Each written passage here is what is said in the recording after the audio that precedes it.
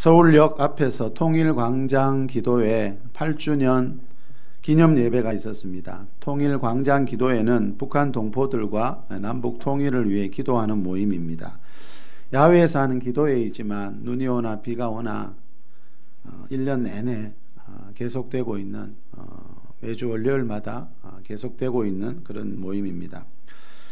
북한 이야기를 하면 어떤 사람에게는 나와 상관없는 그런 이야기 같지만, 그래도 이분들은 여러분 매주마다 모여서 북한을 위해 기도하고 있는 이런 목회자와 성도분들도 있다는 겁니다. 8주년 기념 예배 때 강사로 선 분이 누구인가 하면요, 이번 다니엘 기도회 때 강사로 썼던 나우라는 북한 인권단체 지성호 대표였습니다. 이번 다니엘 기도회 때 이 대표님의 간증을 들은 뒤부터 이 북한에 대한 관심을 가지는 그런 교회와 성도들이 굉장히 많아졌습니다. 특히 지금 이 시간에도 여러분, 우리는 이렇게 편하게 자유롭게 예배하지만 저 북한 생명의 위협 속에서 도망 다니고 있는 저 수만 명의 탈북자들이 있다는 말이 참 피부에 와닿았습니다. 그 지성호 대표의 간증을 들으면서 한국 교회가 탈북자들과 북한을 위해 관심을 가지기를 원하시는 그런 하나님의 마음이 정말 많이 느껴졌습니다. 그 통일광장 기도회를 주관하고 있는 단체 중에 하나가 에스도 기도운동이라는 단체인데, 이 단체의 대표가 그 이용희 교수님입니다. 이 교수님이 지난주에 국민일보에 올린 글에 보니까 이런 말이 나옵니다. 지난달 서울역 광장 통일광장 기도회에서 한 탈북 여성이 마이크를 잡고 이렇게 간증했다. 저의 고향은 북한 남포입니다. 아버지는 평범한 노동자이고 어머니는 의사였습니다. 저는 세 자매의 막내딸로 북한에서 33년간 살다가 2009년 탈북해 2014년 6월 대한민국에 입국했습니다. 그런데 압록강을 넘어간 나를 맞아준 것은 인신매매였습니다. 인신매매자들에게 들어가는 순간부터 나는 사람이 아닌 물건이었고 성놀이개였습니다. 반항도 거부도 할 수 없는 처지에서 그에 순응할 수밖에 없었던 부끄럽고 안타까운 이야기는 나만이 아닌 우리 탈북민 여성들이 겪는 가슴 아픈 현실입니다. 탈북 과정에서 북한 국경 경비대와 중국 공안들에게 들키지 않으려고 아이의 입을 막는 바람에 질식해 숨진 그 아들을 위해 통곡 한 번 제대로 할 수 없는 기막힌 현실이 있습니다. 눈 뻔히 뜨고 사랑하는 아내가 팔려가는 것을 보고도 지켜줄 수 없는 무능하고 억울하기 짝이 없는 일을 들어본 적 있으십니까? 북한에서 넘어온 한 여성이 그날 이렇게 마이크를 들고 간증했다 그럽니다. 그런데 여러분, 이런 형편에 처해 있는 탈북자들이 중국에만 해도 수만 명이 현재 있다는 겁니다. 7년 전에 미국에서 링크라는 대북 인권단체가 설립된 적이 있습니다. 이 단체가 미국인들을 대상으로 모금운동을 했는데요, 그동안 그 돈으로 구출한 탈북자가 700명이 넘는다고 합니다. 이 단체는 그 구출비와 정착비까지 합쳐서 한 사람당 300만 원 정도를 지원해 주고 있는데, 우리가 지금 후원하려고 하는 단체는 거기는 구출비만입니다. 구출비가 한 200만 원 든다 그랬죠, 그죠? 이 단체는 이제 구출한 사람 사회에 적응할 수 있도록 또 기본적인 걸 도와줘야 되니까 이 단체에서는 한 사람당 300만 원 정도를 후원하는데, 그동안 미국인들이 모금운동해서 700명이 넘는 탈북자들을 구출했대요. 미국 사람들이 탈북자들을 구출하기 위해 그만큼 후원을 하고 있다는 뜻입니다. 여러분, 탈북자들 자기 나라 사람 아니잖아, 그지요? 그런데 미국 사람들이 왜 그러고 있지요?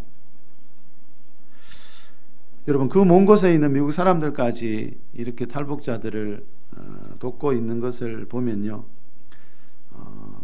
하나님의 저는 마음이 느껴지더라고요. 하나님이 그 탈북자들을 위해서 미국 사람들까지 사용해서 이렇게 하고 계시다는 걸 우리에게도, 우리 교회에도 이렇게 알리시는 것 같더라고요. 그래서 여러분 우리도 이번에 다니엘 기도회 하면서 우리 교회가 아직 미약하지만 여러분 우리가 힘을 모으면 한 사람은 구할 수 있다는 그런 계획을 세우고 또 그 한 사람 구하면 그 한 사람으로 끝나는 게 아니고 여러분 그죠? 그분이 하나님의 은혜를 입으면 지성호 대표처럼 또 좀 전에 간증에 나온 저분처럼 저분도 여러분 북한에서 넘어온 뒤에 지금 어떤 단체를 세워서 그 탈북자들을 돕는 일을 하고 있다 그러잖아요. 우리가 한 사람을 구하는 게 아니고 그 한 사람을 통해서 하나님이 또 얼마나 많은 일들을 해 가실지 그거는 우리가 다 모르지만 우리도 그런 소망을 가지고 하나님의 새로운 역사를 바라보면서 우리도 동참했으면 하는 게 저의 마음이었습니다. 여러분 우리 교회도 앞으로 다른 나라 사람도 아니고 그죠? 우리하고 한민족인데 우리 동포인데 미국 사람들이 저렇게 발벗고 나서서 도와주고 있다면 우리도 좀 더 저 북한을 품는 그런 교회가 앞으로 되어야 할 줄 믿습니다. 지난주에 누가복음 11장에 나오는 선한 사마리아에 대한 말씀을 잠시 드렸습니다. 그 말씀의 결론 부분이죠. 우리 누가복음 10장 36절 7절 한 번 더 읽어보겠습니다. 우리 큰 소리로 한번 읽어볼까요? 시작. 내 생각에는 이 세 사람 중에 누가 강동만난 자의 이웃이 되겠느냐. 이르되 자비를 베푼 자니이다. 예수께서 이르시되 가서 너도 이와 같이 하라 하시니라. 자, 가서 너도 이와 같이 하라는 것은 누가 이 강도 만난 자의 이웃이 좀 되어주지 않겠느냐 그 말씀하고 계십니다. 그죠? 자, 우리 주위에 강도 만난 이웃들이 있다는 겁니다. 여러분 자, 예수님이 이 말씀을 언제 하셨다 그랬죠? 한 율법 교사와 함께 하나님 사랑, 이웃 사랑에 대해 대화하시면서 이 이야기를 하셨습니다. 그죠? 자, 가서 너도 이와 같이 해라. 우리 주위에는 이런 강도 만난 어려운 이웃들이 있으니까 보고만 있지 말고 가서 너도 이 사람처럼 해라. 자, 여러분 그런데 가서 너도 이와 같이 해야 되는 이유 중에 하나가 뭔가 가만히 생각해 보니까요. 여러분 우리도 살다 보면 언젠가는 나도 그죠? 강도 만난 사람과 같은 처지가 될 수 있더라고요. 이 세상이 참 살기가 험난한 시대 아닙니까? 그죠? 자, 여러분 이 말씀 앞에 보면 그 강도들이 이 사람의 옷을 벗기고 또 때려서 거의 죽은 것을 보고도 길에 버려두고 가버렸죠. 그죠? 여러분 이 사람은 지금 한순간에 그죠? 돈만 잃은 게 아니고 건강을 잃고 생명의 위협에 지금 처해 있더라고요. 자, 여러분 사람마다 차이는 있지만 살다 보면 누구나 이런 어려운 일을 고난을 당할 때가 있죠. 그리고 갑자기 이 사람처럼 길 가다가 그죠? 어느 날 갑자기 이 큰 고난이 다가오는 경우가 이 세상에는 참 많습니다.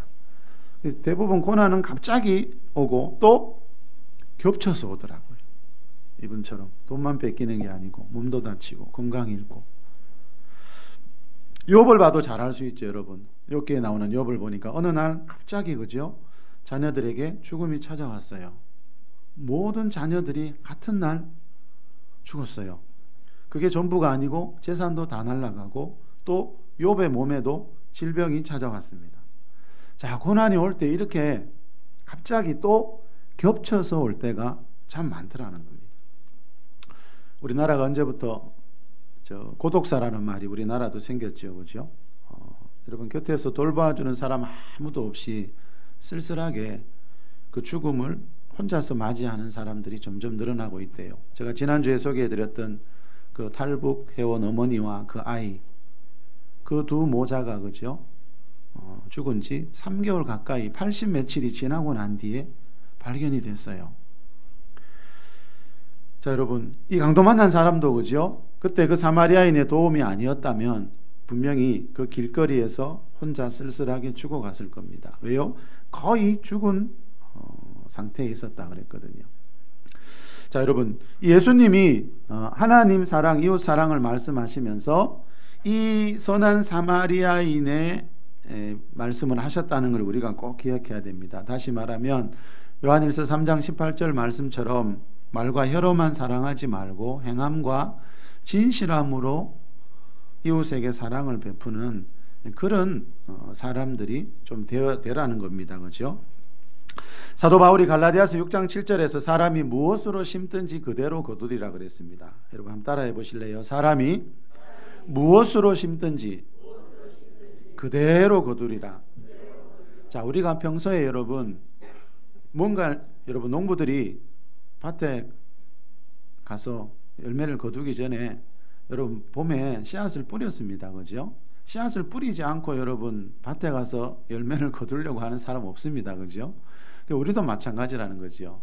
자, 여러분 바울이 지금 사람은 무엇으로 심든지 그대로 거둔다. 자, 우리가 평소에 사랑을 심으면 언젠가는 그 사랑을 돌려받게 되는 날이 온다. 자, 그래서 심어야 거두는 날이 온다는 거. 이게 하나님 나라의 법칙입니다. 자연계만 그런 게 아니고, 그죠? 이게 하나님 나라의 법칙이라는 겁니다. 심어야 거두니까 열심히 많이 거두고 싶다면 많이 심으라는 뜻이잖아, 그죠? 자, 그리고 거둘 때는 누가복음 6장 38절에 나오듯이 후히되어 흔들어 넘치도록 하나님이 내가 베푼 사랑보다 더 흔들어 넘치도록 채워서 돌려주는 것이 그게 하나님의 법칙이라는 거죠. 그래서 여러분, 내가 사랑을 누군가에게 베풀면 그것이 언젠가는 반드시 나에게 돌아오고, 돌아올 때 내가 베푼 만큼 돌아오는 게 아니고 하나님은 흔들어 넘치도록 채워서 돌려주신다는 이 약속의 말씀을 꼭 믿으시는 여러분 되시길 축복합니다. 케니세기 목사님이 사랑이라는 책에서 이런 말을 합니다. 하나님의 사랑을 실천함으로써 당신의 영 안에 있는 사랑의 성품을 꾸준히 키우라. 그것을 꾸준히 실천해 가면 점점 자라고 발전하게 될 것이다. 자, 여러분, 당신의 영 안에, 그리스도인들의 영 안에 사랑의 성품이 심어져 있대요. 그리고 그거를 발전하고 자라게 하랍니다.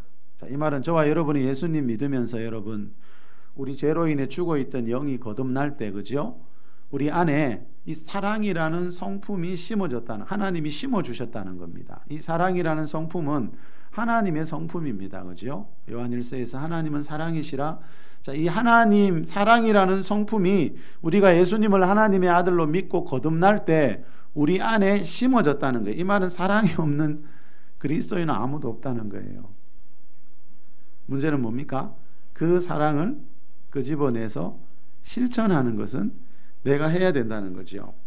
자, 우리가 그리스도인들은 하나님의 사랑을 받은 자고 하나님의 이 사랑의 성품을 다 가진 자이기 때문에 베드로후서 1장 4절에 보면 신성한 성품에 참여하는 자라는 말이 나오는 겁니다. 그리스도인들은 신성한 신적인 하나님의 성품에 참여하는 자다 이렇게 말하는 겁니다. 그리고 바울도 로마서 5장 5절에서 성령으로 말미암아 하나님의 사랑이 우리 마음에 부은 바 되미니, 과거형이죠. 무슨 말입니까? 우리가 성령으로 거듭날 때 하나님의 사랑이 우리 마음에 부어져 있다는 거예요. 예수 처음 믿는 날, 신앙 고백 처음 하는 날 있죠. 그때 엄청나게 많은 일들이 일어납니다. 죄와 허물로 죽어있던 우리 영이 살아나고요. 그 영이 살아난 영 안에 성령님이 들어오시는데 그 성령님이 들어오셔서 뭐 하십니까? 하나님의 사랑을 성령님이 우리 안에 이미 부어주셨다라는 거죠. 자, 내가 해야 될 일은 그 하나님이 내 영혼 안에 부어준 그 사랑을 끄집어내는 건 내가 해야 됩니다. 하나님이 원하시는 것은 우리가 거듭날 때 우리 안에 부어주신 그 사랑이라는 하나님의 성품을 드러내라는 거지요. 이거는 하나님 입장에서는 굉장히 중요합니다, 여러분. 왜 그럴까요? 자, 왜냐하면 여러분, 하나님의 백성들이 세상에 나가서 그렇게 살아야 세상 사람들이 성경에서 말하는 하나님은 사랑의 하나님이라는 것을 그들이 믿을 수 있기 때문이죠. 자, 저와 여러분이 하나님의 사랑을 받았기 때문에 여기에 와 있고 오늘 이렇게 예배하고 있잖아요. 자, 예배를 마친 뒤에 이제 나가서 뭐 해야 됩니까? 우리가 하나님이 우리에게 주신 이 사랑, 우리 안에 심어 놓으신 이 사랑이라는 성품을 세상 사람들을 향해, 열방을 향해 드러내는 거. 자, 예수님이 말씀하신 강도 만난 자의 이웃이 되라는 말은 하나님이 너희 안에 부어주신 이 사랑의 성품을 드러내면서 살으라는 말씀이지요. 자, 여러분, 이 문제가 하나님께는 굉장히 중요한 일이고요. 또 오늘 본문을 봐도 이게 얼마나 중요한 일인지 알 수 있습니다. 자, 오늘 본문도 이것에 대한 말씀인데 우리 한 번 더 읽어볼까요? 우리 1절에서 3절 우리 큰 소리로 한번 읽읍시다. 시작. 가난한 자를 보살피는 자에게 복이 있으며 재앙의 날에 여호와께서 그를 건지시리로다. 여호와께서 그를 지키사 살게 하시리니 그가 이 세상에서 복을 받을 것이라. 주여 그를 그 원수들의 뜻에 맡기지 마소서. 여호와께서 그를 병상에서 붙드시고 그가 누워 있을 때마다 그의 병을 고쳐 주시나이다. 그가 누워 있을 때마다 그가 병들 때마다 그의 병을 고쳐 주는 사람이 있어요. 여러분 이런 건 굉장히 중요한 말씀입니다. 제가 볼 때는 저는 눈에 크게 들어옵니다. 때마다 이게 얼마나 중요한 말입니까, 여러분? 그렇지 않습니까? 자, 그가 누워 병상에서 병들어 누워 있을 때마다 그의 병을 고쳐주는 사람이 있대요. 자, 어떤 사람에게 이런 복을 주십니까? 가난한 자를 보살피는 자입니다. 예, 가난한 자를 보살피는 자. 자, 이 말은 뭐예요? 하나님은 가난한 자를 보살펴주고 싶다는 거죠. 그런데 보살펴줄 때 하나님이 직접 보살펴주는 게 아니고 하나님의 사랑을 알고 받은 하나님이 하나님의 성품을 부어준 어떤 하나님의 백성들을 통해서 그 가난한 자들을 보살펴주고 싶다는 거죠. 자, 가난한 자를 보살피는 자, 다시 말하면 가난한 자에게 사랑을 베푸는 자, 다시 말하면 가난한 자에게 하나님의 성품을 드러내는 자, 그런 사람들이 받는 복이 무엇인가를 설명하고 있지요. 첫째 복은 뭡니까? 1절에 보니까 가난한 자에게 보살피는 자에게 복이 있는데 무슨 복입니까? 시작. 재앙의 날에 여호와께서 그를 건지시리로다. 자, 여러분 잘 보십시오. 말씀을. 이 말은 우리도 살다 보면 강도 만난 이웃처럼 재앙의 날이 올 수도 있다는 거예요. 다시 말하면 가난한 자를 보살피면서 살아가고 있는 자도, 하나님의 사랑을 드러내면서 살아가고 있는 자도, 이 세상은 마귀가 신노릇하고 있기 때문에 재앙의 날을 만날 수가 있어요. 우리가 하나님 말씀대로 경건하게 거룩하게 사랑 베풀면서 살아도 여러분 재앙이 올 수 있습니다. 근데 그보다 더 중요한 게 뭡니까?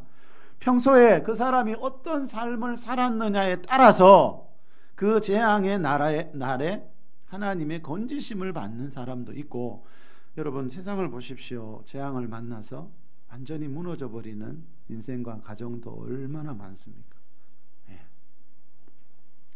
자, 하나님이 평소에 가난한 자를 보살피는 자들에게 주시는 축복 중에 하나가 이겁니다, 여러분. 고난의 날이 올 때, 갑자기 겹쳐서 고난이 올 때, 재앙이 올 때, 그죠? 하나님께서 건지시리로다. 이렇게 약속하고 있습니다. 자, 2절에 보면 또 다른 복이 나옵니다. 2절 시작. 여호와께서 그를 지키사 살게 하시리니 그가 이 세상에서 복을 받을 것이라. 주여 그를 그 원수의 뜻에 맡기지 마소서. 반드시 이 사람은 복 받는다고 2절에 다시 한번 강조하지요. 무슨 복입니까? 주여 그를 그 원수들의 뜻에 맡기지 마소서. 이것도 굉장히 중요한 겁니다, 여러분. 그 원수들이라는 말이 무슨 뜻일까요? 여러분, 가난한 자를 보살피면서 평소에요 하나님 사랑을 실천하면서 경건하고 거룩하게 사는 사람들도 이 세상에서 원수가 생길 수 있습니다. 들이지요, 복수지요.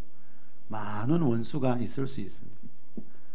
여러분, 하나님 말씀대로 사랑하고 경건하고 거룩하게 살지만 원수들이 생깁니다. 그게 이 세상입니다. 그게 세상 나라 마귀 나라의 특징입니다. 계시록 15장에 나오지요. 예수님이 재림하실 때 주와 그리스도의 나라가 이 땅에 이루어진다 그랬죠. 지금 이 세상은 마귀 나라입니다, 여러분. 그래서 예수님이 주기도문에서도 뭐라 기도하라 그랬죠? 나라에 임하옵시며 하나님의 나라가 이 땅에 임하도록 기도하라 그랬죠. 이 말은 우리는 지금 하나님 나라 속에 살고 있는 게 아닙니다. 마귀 나라 속에 살고 있어요. 그래서 재앙의 날이 올 수 있고, 그래서 원수들이 많은 거예요. 근데 중요한 것은 평소에 그 사람이 가난한 자를 보살피고 살았다면 하나님이 재앙의 날이 올 때, 원수들이 공격할 때 하나님이 그 원수들에게 그 사람을 맡기지 않는다. 이 말은 그 원수들을 물리쳐 주시고 그 상황 속에서 하나님이 반드시 그 사람을 지켜주신다는 뜻이지요. 자, 여러분, 원수가 한번 많아도 그죠? 하나님의 보호 아래에 있는 사람이 있다는 거죠. 재앙이 아무리 큰 재앙이 와도 하나님이 건져주시는 사람이 있다는 거죠. 이런 엄청난 복을 누가 받습니까? 가난한 자를 보살피는 자. 이 말은 하나님은 가난한 자에게 엄청난 관심이 있다는 거죠. 여러분, 우리는 무조건 좋은 차 타고 좋은 집 산다고 그거 자랑하면 안 됩니다. 그 잘못하면 굉장히 위험한 거예요. 하나님은 우리가 얼마나 가졌느냐를 보는 게 아니지요. 우리가 얼마나 베풀고 사는가 그걸 보시지. 라오디게아 교회 성도들 특징이 뭐지요? 나는 부자라, 나는 부유하여 예수 믿고 복 받았다 하지만 예수님은 아니다. 너희들 눈이 멀어 있고 헐벗어 있고 너희 가난하고 영적으로 병든 상태고. 자, 우리는 여러분 세상 사람들하고 이 살아가는 모습도 달라야 되고 생각이나 관점도 우리가 하나님의 백성이 되면, 하나님을 알게 되면요, 이게 달라져요. 여러분도 다 느끼셨지요? 예전에 좋아하던 게 이거 언제부턴가 싫어지지요? 맞잖아요. 우리가 예수님 믿기 전에 정말 좋아했던 거, 그게 어느 날부터 싫어져요. 그게 정상이라니까요. 내 관점이, 내 생각이 바뀌는 거예요. 세상 사람들은 무조건 돈만 많이 생기면 좋대요. 근데 여러분, 하나님 나라는 그렇지 않습니다. 돈보다도 귀한 게 아주 많습니다. 돈은 악하지도 선하지도 않습니다. 그죠? 그걸 어떻게 바라보고 어떻게 이용하느냐에 따라서 선할 수도 있고 악할 수도 있기 때문에, 가난하다고 죄가 아니고, 그죠? 돈 많은 것도 죄가 아닙니다. 그죠? 그걸 우리가 어떻게 바라보고 어떻게 관리하느냐, 이게 중요하다는 거죠. 자, 여러분, 하나님이 이 말씀 시편 41편을 여러분, 이게 이론이 아니고, 그죠? 저와 여러분의 삶의 질을 결정하는 아주 중요한 말씀입니다. 자, 하나님이 가난한 자들을 보살피는 자들에게 주시는 복이 1절, 2절에도 있고 3절에도 나오지요. 마지막 또 하나의 복이 있습니다. 한번 더 읽어봅시다. 3절 시작. 여호와께서 그를 병상에서 붙드시고 그가 누워 있을 때마다 그의 병을 고쳐 주시나이다. 자, 가난한 자를 보살피며 살았던 자들에게 하나님께서 주시는 또 하나의 축복. 그가 누워 있을 때, 병상에 누워 있을 때마다 그의 병을 고쳐 준다는 말은 무슨 뜻이지요? 우리가 평소에 가난한 자 보살피면서 하나님 사랑을 실천하면서 살아도 때로는 병 들 수 있다 없다요? 있습니다, 여러분. 누가복음 1장에 나오죠. 세례 요한의 아버지 어머니, 주의 모든 계명과 규례대로 행하는 의인이었는데요, 나이가 많도록 늙도록 자녀가 없었어요. 주의 모든 계명과 규례대로 행하더라. 세례 요한의 아버지 어머니를 성경은 그렇게 소개하잖아요. 근데 늙도록 자녀가 없었잖아. 세례 요한 늙어서 가졌잖아요. 자, 여러분, 우리가 주님의 규례와 계명을 다 지키며 사는데도 그 가정에 어떤 어려움이 있을 수 있어요. 그래서 고난을 보는 관점도 우리는 달라야 됩니다, 여러분. 예. 우리는 좀 그 가정에 어려운 일이 있으면 죄 지어서 그런가? 그게 아니라니까요. 예. 죄에서 오는 고난도 물론 있지만, 그죠? 주의 모든 계명과 규례대로 행하고 살지만 세례 요한의 가정에는 그 자녀가 없었어요. 자, 우리가 하나님 사랑하면서, 하나님 말씀대로 이웃을 사랑하면서 가난한 자 도우면서 살지만 병상에 누워 있을 때가 있습니다. 근데 그보다 더 중요한 게 있습니다. 자, 가난한 자를 보살피는 자들이 병상에 누워 있을 때마다, 병들 때마다 그의 병을 고쳐주시는 그 하나님을 꼭 믿으시길 축복합니다. 자, 여러분, 구약에 보면 하나님을 고아와 과부의 아버지라고 소개하는 곳이 많이 나오죠. 고아와 과부, 이분들은 누군가의 도움이 가장 절실한 사람, 다시 말하면 자기 힘만으로는 도저히 살아갈 수 없는 사람들입니다. 자, 탈북자 같은 사람도 이 시대의 고아와 과부들입니다. 그분들은 누군가의 도움 받지 못하면 저 중국 땅에서, 그죠? 북한 땅에서, 그죠? 인간 이하의 삶을 살아야 하는, 아까 그 간증한, 국민일보에 간증한 그 여자분 보십시오. 인신매매로 팔려다니면서 성놀이개로 그렇게 비참한 삶을 살았대요. 우리는 상상할 수 없는 그런 삶을 살고 있는, 그죠? 탈북자들이 지금도 중국에 수만 명이 있다 그러네요. 자, 여러분, 하나님이 저와 여러분 사랑하셔서 이곳에 부르셨듯이 하나님이 저 탈북자들도 사랑하기 때문에 우리나라에만이 아니고 미국에도 저 탈북자들을 돕는 인권단체들이 있더라고요. 왕의 재정이라는 책을 써서 한국교회에 많이 알려진 김미진 간사님이 원래 왕의 재정 2편을 썼는데요. 그 책에서 이런 말을 합니다. 나는 왕의 재정 2편 집필을 위해 7일간 금식하며 기도원에 올라갔다. 그때 주께서 나라와 열방에 일어날 일들을 보여주셨다. 첫째, 마지막 때에 재정으로 돈으로 흔들 것이다. 부의 이동이 있을 것이다. 부가 이동할 때 땅과 건물의 주인이 바뀔 것이다. 둘째, 음란한 세대 안에서 거룩한 세대를 일으켜라. 바알과 아세라를 찍어내야 한다.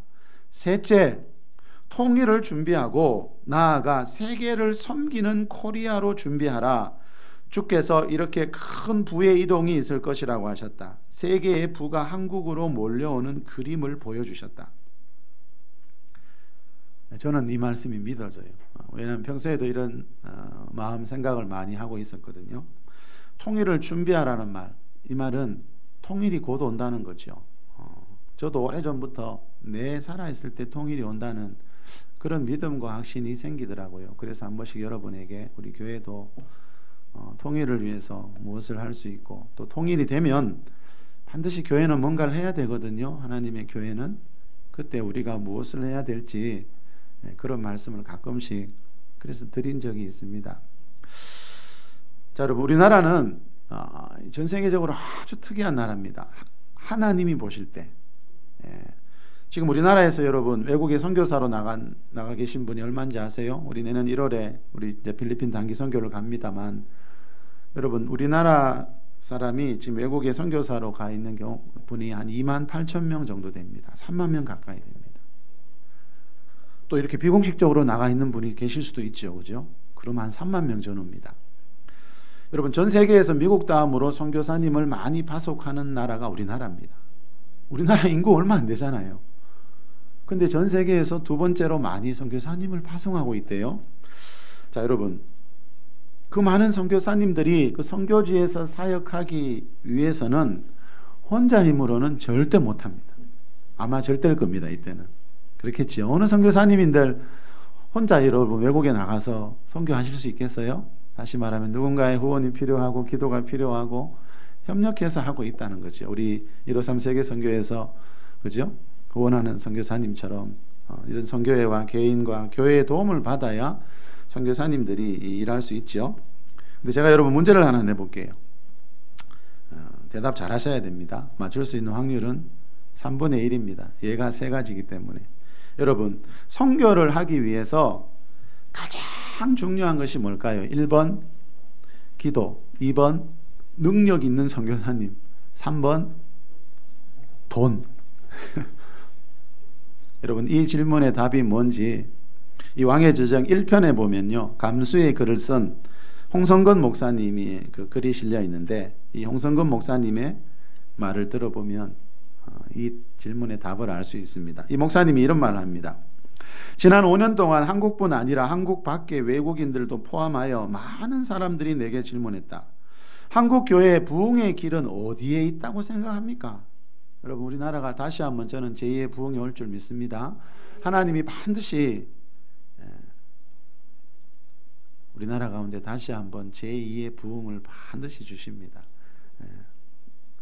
자, 근데 이 많은 분들이 묻는다는 거예요. 우리 한국교회가 다시 한번 부흥하려면 그 길이 어디에 있다고 생각합니까? 이 목사님께 이렇게 많은 사람들이 묻더래요. 내가 대답했다. 한국교회 부흥의 열쇠는 재정에, 돈에 있습니다. 내 말에 대부분의 사람들은 선뜻 이해가 가지 않는 표정을 지었다. 그런데 최근 1, 2년 사이에 많은 사람들이 이 말에 동의한다. 내가 주의 얼굴을 구할 때 한국 교회의 부흥의 열쇠는 재정에 있다라고 주께서 말씀하셨다. 물론 이거는 개인적인 간증이고 개인이 들은 음성이지만 우리가 참고만 하면 됩니다. 그죠? 그런데 그렇지 않을까? 저도 이 말을 들으면서 공감이 많이 가요. 이분이 기도하는데 주님이 그렇게 말씀하셨대. 한국교회 부흥의 열쇠는 다른 게 아니고 재정에 있다. 그 말씀에 나도 놀랐다.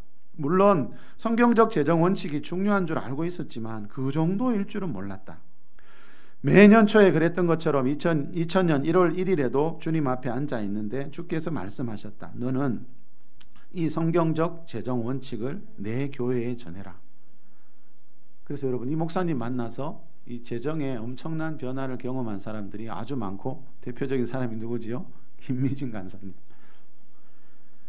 여러분, 이 김미진 간사님이 홍성근 목사님 알기 전에, 그죠? 빚을 50억이나 지는 바람에 2번이나 스스로 목숨을 끊으려고 했다 그러죠. 5억도 아니고 50억입니다. 도저히 갚을 길이 없어서 가진 게 없고, 그죠? 인간적인 계산이 안 나오잖아요. 그래서 스스로 목숨을 끊으려고 했어요. 바다에도 들어가요. 그런 고난 속에 있을 때 이 목사님을 만났거든요. 그리고 이 목사님을 통해서 성경적인 재정 원칙을 배웠어요. 성경적인 재정 원칙을 배운 것만이 아니고 그렇게 살았어요. 그랬더니 그 50억 빚이 4년 반 만에 다 갚아지더라. 그게 왕의 재정 1편에, 그래서 왕의 재정이라는 책을 쓰게 되었고요. 지금 한국교회에서 가장 바쁜 그 재정 부흥의 강사님이 됐죠. 여러분, 예수님 재림을 앞두고 세계적인 부흥만 일어나는 게 아니고요. 이 목사님과 간사님 말대로 세계적인 부의 이동이 있습니다. 우리 전에 이사야서 말씀 봤죠. 그 세계적인 부흥이 일어나기 위해서는, 다시 말하면 세계적인 재정이 필요하다는 거예요. 우리나라가, 저는 경제 세부적인 거 잘 모르지만요, 우리나라 경제는 절대 망하지 않습니다. 왜냐하면요, 제가 알기로 첫째 이유는요, 그 28,000명의 선교사님들 때문에. 여러분, 한국 경제 망하면 그 28,000명의 선교사님들 사업이 다 홀수독 돼버려요. 그렇다고 해서 우리가 한국교회가 아무렇게나 해야 된다는 말은 아니지만요, 우리나라는 하나님 앞에 특별한 사명을 받은 나라입니다. 그래서 하나님은 이 외국에 나가 있는 그 선교사님들을 긍휼히 여기셔서라도 반드시 한국교회를 다시 일으켜 주실 줄 믿습니다. 자, 우리 교회가 다음 달에 베트남 선교를 갑니다. 우리 153 세계 선교회가 그동안 필리핀 선교하다가, 원래 여러분에게 몇 번 말씀드렸듯이 이거는 정말 하나님의 인도하심이라는 걸 확신하고 있는데, 이번에 처음으로 우리 153 세계 선교회 이제 회장님하고 몇 분이 이제 베트남을 다음 달에 들어가서 이 베트남 이제 선교의 기초를 놓으려고 합니다. 뭐가 제일 필요할까요, 여러분? 우리 내년 1월에 필리핀 단기 선교 가야 되잖아요. 당장 현실적으로 뭐가 필요합니까? 이 재정이 필요합니다. 자, 선교사님들을 돕는 가장 실제적인 방법도 선교 헌금을 보내는 겁니다. 그죠? 자, 선교제 가보신 분들 느끼셨지요? 그 산속 오지 마을, 우리가 호언하는 이 선교사님은 전공이 산속 오직 마을이에요. 그죠? 교회 없는 곳, 산속으로 2시간, 3시간 차 타고 들어가야 되는 곳. 자, 여러분, 거기 가보신 분들 보셨겠지만 지금도 우리 그 선교지에서 기도처를 세운 곳이 있거든요. 아직 예배당은 짓지 못하고 신학생을 보내서 나무 아래에서 예배하는 곳이 몇 군데 있습니다. 기도처가. 이번에 단기 선교 가면 그 마을도 들릴 겁니다. 자, 여러분, 그래도 날씨가 좋은 날에는 나무 아래에서 예배하면 됩니다. 그죠? 또 그분들은 그런 게 전혀 어색하지 않아요. 근데 여러분, 비 오고 눈 오는 날, 그런 날은 그 나무 아래에서 예배할 수가 없습니다. 그죠? 그래서 예배당이 필요해요. 그죠? 예배당이 있어야 또 영접하신 분들 양육도 하고 교육도 하고 성도들 간의 교제도 하고. 자, 예배당 지으려면 뭐가 필요하죠, 여러분? 재정이 필요합니다. 자, 그래서 선교할 때 이 재정이 돈이 전부라는 말은 아니고요. 이 목사님도 그런 말씀은 아니고 그만큼 실제적으로 필요하다는 거죠. 자, 여러분, 다시 말하면 하나님은 선교에 관심을 가지고요, 오늘 본문에 나오는 가난한 자를 보살피고자 하는 그런 마음을 가진 교회와 성도들에게 반드시 부의 이동을 주신다는 거지. 저는 확신합니다, 여러분. 그래서 여러분, 작은 교회들도 보십시오. 여러분, 큰 교회만 선교하던가요? 아닙니다. 그 큰 교회, 크게 성장한 교회들을 보면요, 정말 어려울 때부터 우리 교회처럼 여건이, 환경이 아직 안 되는데도 여러분 선교하고 구제하고, 그때부터 했던 그런 간증들 수없이 많습니다.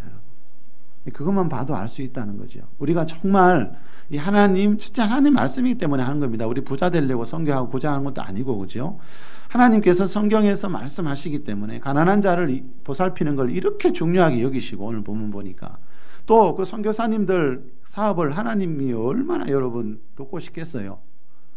하나님 입장에서 이게 너무 중요한 거예요. 선교와 구제가. 자, 그런데 일에 관심을 갖는 교회와 가정에 반드시 하나님이 부의 이동을 주신다는 거죠. 그래서 그동안 우리 교회도 여러분, 우리 앞가림도 다 아직 못하고 있지만 어려운 환경에서도 힘 닿는 대로 그동안 여기저기 도우면서 여기까지 오게 된 겁니다.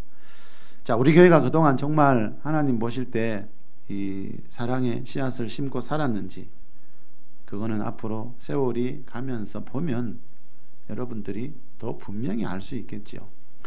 자, 말씀을 맺겠습니다. 여러분, 우리가 믿는 하나님은 오늘 본문에 의하면 가난한 자를 보살피는 하나님입니다. 자, 가난한 자들에게 하나님이 이렇게 놀라운 복을 약속하신다는 말씀은 뭡니까? 하나님 입장에서는 가난한 자를 보살피는 일이 그만큼 중요하다, 지금 그 말씀을 하고 계시는 겁니다. 여러분, 우리가 하나님 말씀을 읽을 때 그 말씀 속에 흐르고 있는 하나님의 마음을 느끼시는 여러분 되시길 축복합니다. 여러분, 하나님이 고아와 과부 같은, 또 탈북자 같은 이런 가난한 자들 보살피실 때, 자, 하나님의 사랑을 받은 하나님의 교회와 성도들을 사용하시고 싶어 한다는 겁니다. 그리고 그들이 베푼 사랑 돌려주실 때 후이되어 흔들어 넘치도록 채워서 돌려주시겠다고 분명히 약속하고 있습니다. 하나님이 우리 안에 심어놓은 이 사랑의 성품을 여러분, 우리가 드러내어서 우리가 믿는 하나님은 사랑의 하나님이라는 것을 전하는 우리 교회가 될 수 있길 바랍니다. 그래서 하나님이 주시는 이 시대에 허락하신 그 부의 이동을 경험하는 저와 여러분이 될 수 있기를 우리 주 예수 그리스도의 이름으로 축복합니다.